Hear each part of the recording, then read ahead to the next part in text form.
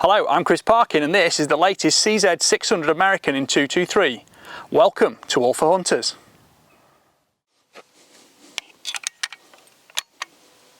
The rifle's available in 223, 243, 270, 3006, 308, 65 Creedmoor and 76239.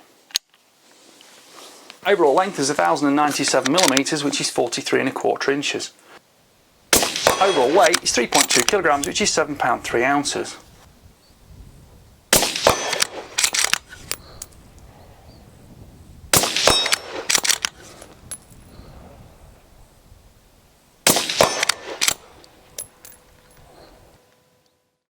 So you've seen me out shooting the rifle. Here are some of the facts and features about it. It's a 610mm 24-inch barrel. It's got a 1 in 9 inch twist rate, which makes it very versatile in terms of stabilising heavier bullets.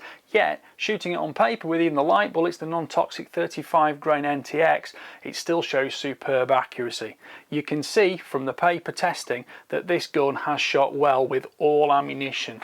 I've got the targets here, which were shot at 100 metres, and you know, that is a stunning group. I don't often shoot groups like that, and that was with 55 grain Hornady VMAX ammunition. But most importantly, all I have to do, a few clicks, that's in at 0, and I've shot some longer distances on steel plates as well. Looking at the details of the rifle in terms of how it is to use, the forend is extremely stiff, so you don't have any problem with a free floating barrel contacting the stock.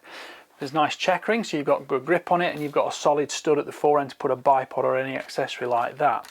Of course, the 15x1 screw cut allows you to add a moderator or muzzle brake, so you can reduce recoil. Now on a 223, it's more about reducing noise than recoil, but I'm looking forward to maybe testing this in some of the larger calibers it's available in as well.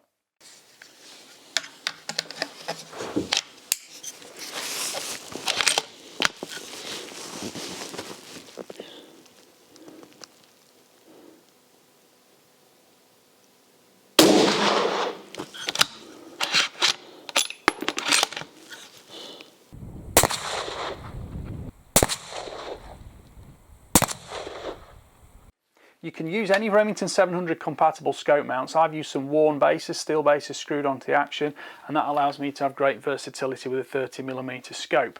The bolt is a 60-degree lift and it's a semi-controlled feed bolt. So if I just pop it out here, you can see on the face, the cartridge slides up under there, and then there's actually a pin comes out that works as the ejector. So it's a manual ejector, and you can see from the video when I've used the rifle that the ejection force is totally dependent on bolt speed. So if I pull it open, yank it like that, throws the brass far and wide, but if I just draw it back slowly and just flick it against the stop, pops the brass out just on the bench next to it, which is great for saving your brass, less picking up to do, and of course it's less damage on the necks and case mounds as well.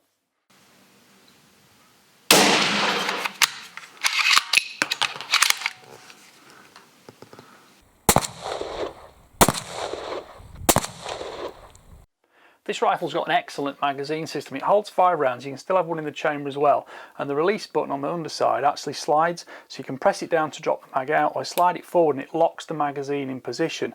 But I'll just pop that back for now because I want to drop it out. So the magazine's a twin column unit, which means you can just pop the rounds in the top. You don't have to slide them in from the front. You can just load them from the top like that. And the advantage to that is, as well as having a fast change regular detachable magazine, you can press them in from the top as well. So if you just shoot one round off and you want to carry on your hunt, you just want to reload, put that extra round back in, you can do that without taking the magazine out and possibly wasting or missing another shot opportunity.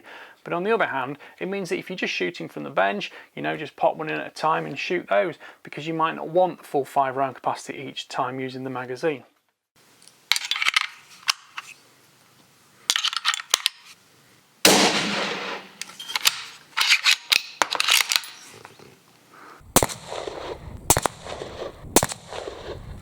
The bolt handle is 50mm long, which is just long enough to flick your fingers underneath like that and open it, but it's not too long that you can actually jam the bolt pushing it forward, because excessively long bolt handles often do jam the rifles quite easily. When flicking it up through 60 degrees, it's very light and you don't get any disturbance to the rifle or the point of aim, which I'm very pleased with, and it also makes sure you've got plenty of primary extraction to actually get that expanded case out of the chamber.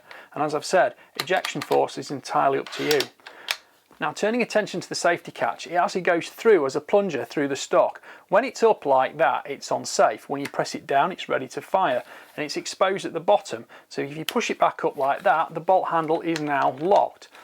If I want to open the bolt, I can just slide that button down there, which will allow me to give a safe opening, and that actually also works as the bolt release catch, so the bolt now comes out if I want it to.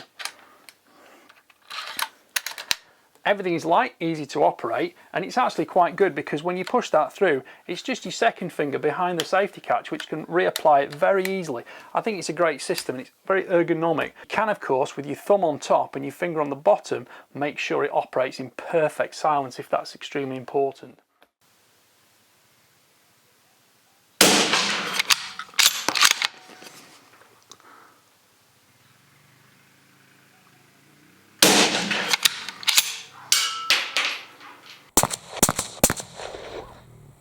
When you adjust the trigger weights, the 4 stages offer 372, 550, 804 or 1134 grams. That converts to 13, 19, 28 or 40 ounces.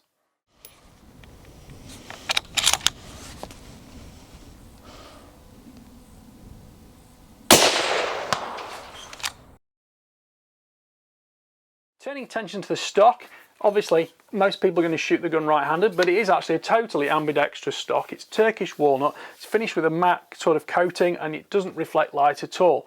It's a little bit of grain pattern in it, nothing too ostentatious. In terms of recoil transfer, it gives a very smooth linear feel to it. The comb is that of a sporting rifle. It's not super high, but it's about as high as you get without interfering with the bolt stroke itself. But most importantly, it's slender, so you can mount the gun up and your face goes onto it without it giving you excessive displacement on your jaw to one side.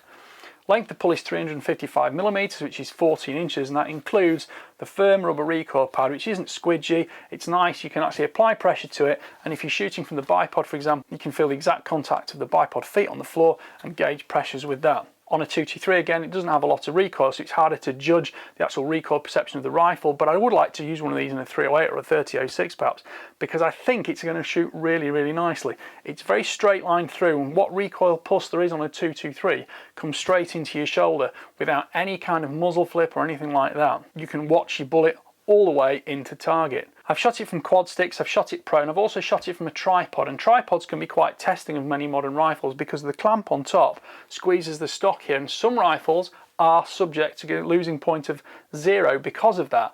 This rifle doesn't have that problem. You can put all the compression force on that stock needed and it's not shifting 0 at all. And if you are shooting from quad sticks, you have enough space and stability here to make sure you can adjust the forend actually on the front of the quad sticks.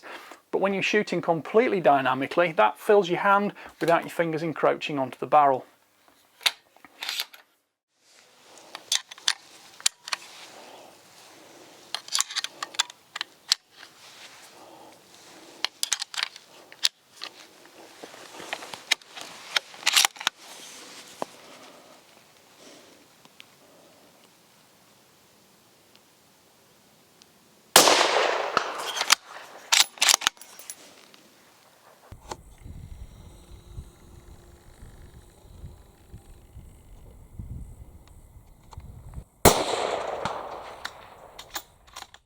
Well, I hope you've enjoyed watching that review. Please don't forget to like, subscribe, comment, click the notification bell to keep track of all Hunters' regular uploads. Thank you for watching. Bye for now.